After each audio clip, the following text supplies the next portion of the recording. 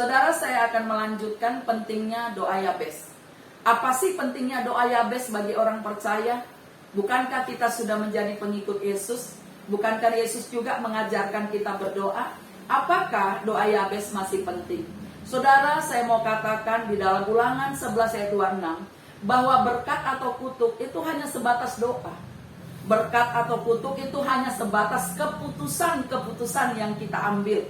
Doa Yabes mengingatkan kita bahwa setiap orang yang bergumul dengan memilih itu bergantung kepada diri sendiri atau Tuhan. Ketika kita sedang bergumul dan kita membutuhkan solusi, tentu kita membutuhkan solusi yang tepat. Bagaimana solusi bisa kita dapatkan? Itu ketika kita bergantung kepada Tuhan. Apakah saudara orang Kristen? Apakah saudara beragama lain? Ataukah saudara hanya sekedar ingin tahu tentang Tuhan? Atau memang mempercayai Tuhan?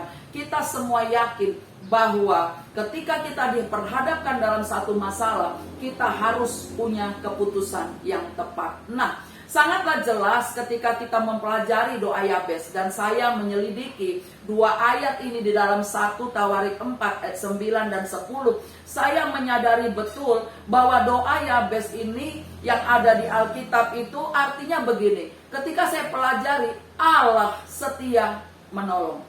Inti daripada doa Yabes itu Allah setia menolong. Apapun kondisi kita, apapun keadaan kita. Perhatikan ya begini. Yang saya dapat imani dan percayai selama ini, Allah menolong bukan tergantung perasaan atau situasi, tetapi Allah menolong karena Dia mau menolong. Allah menolong karena Dia Allah yang memang adalah seorang penolong. Dia Allah yang baik. Yabes memberikan contoh kepada kita supaya kita tidak pernah mencurigai Tuhan.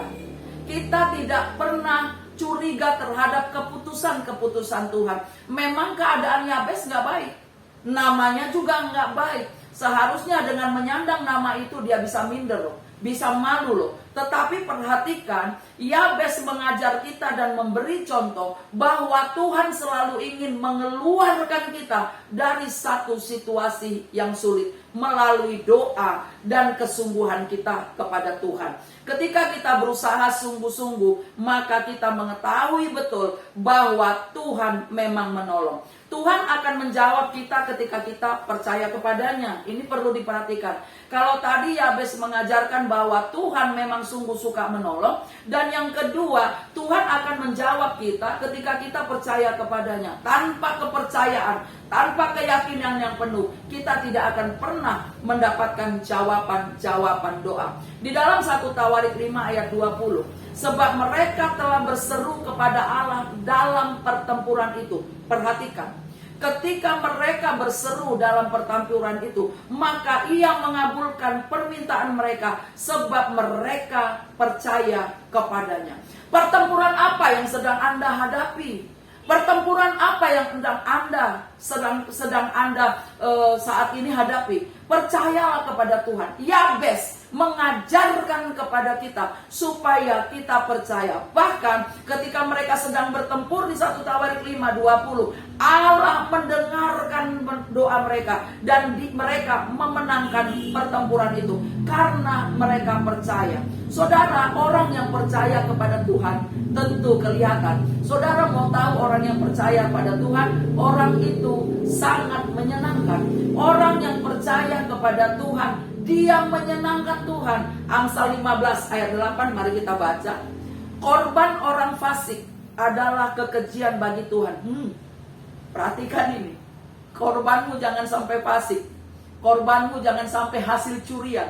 Ya, ini ya, dengar. Korban orang fasik adalah kekejian bagi Tuhan, tetapi doa orang jujur dikenangnya.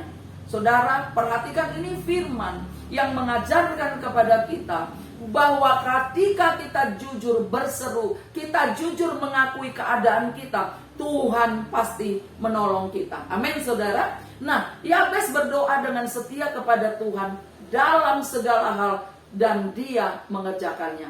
Ada kalimat begini yang berkata, penderitaan, ya saudara, ada kalimat-kalimat di dunia ini, ada banyak kali motivator yang mengajarkan kepada kita akan bahasa-bahasa yang begitu baik, bahasa-bahasa yang indah, yang mendongkrak kepercayaan kita dan kadang-kadang semangat kita.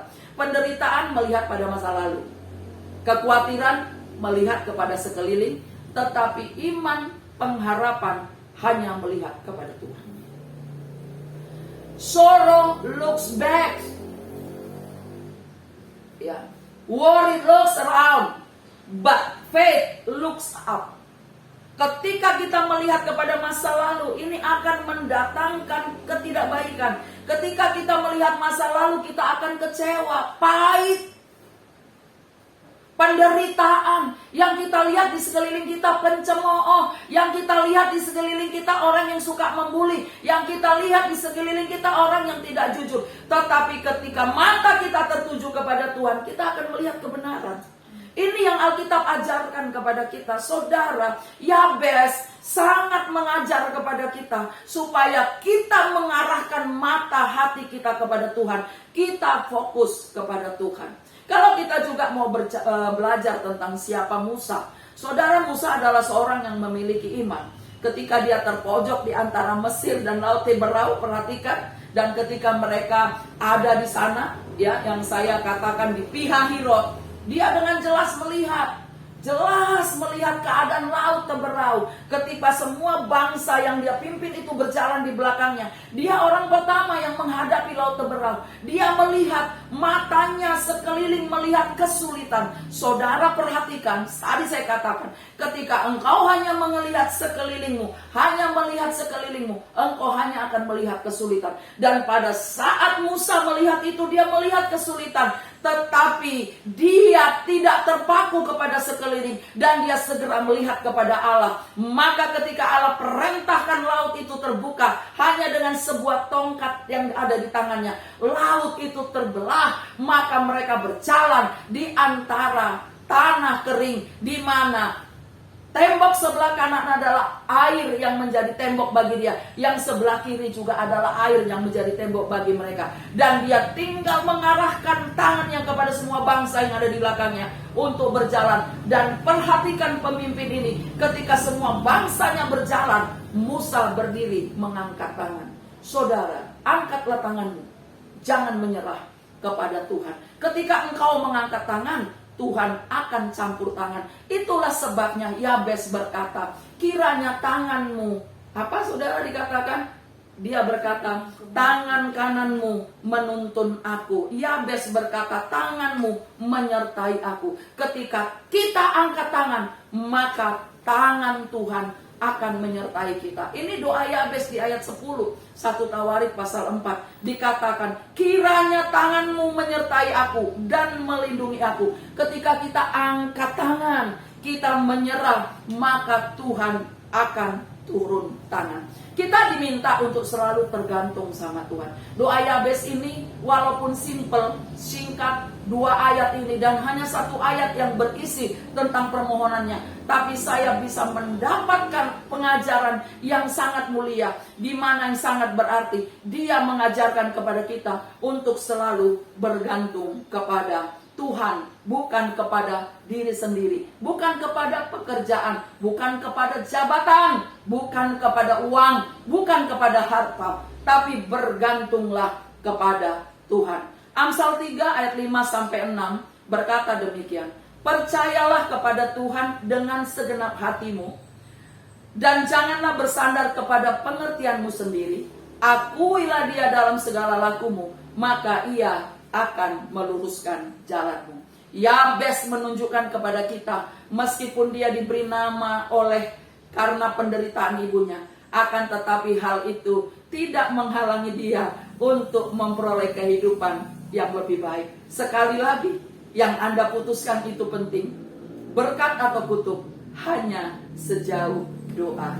Tuhan memberkati saudara.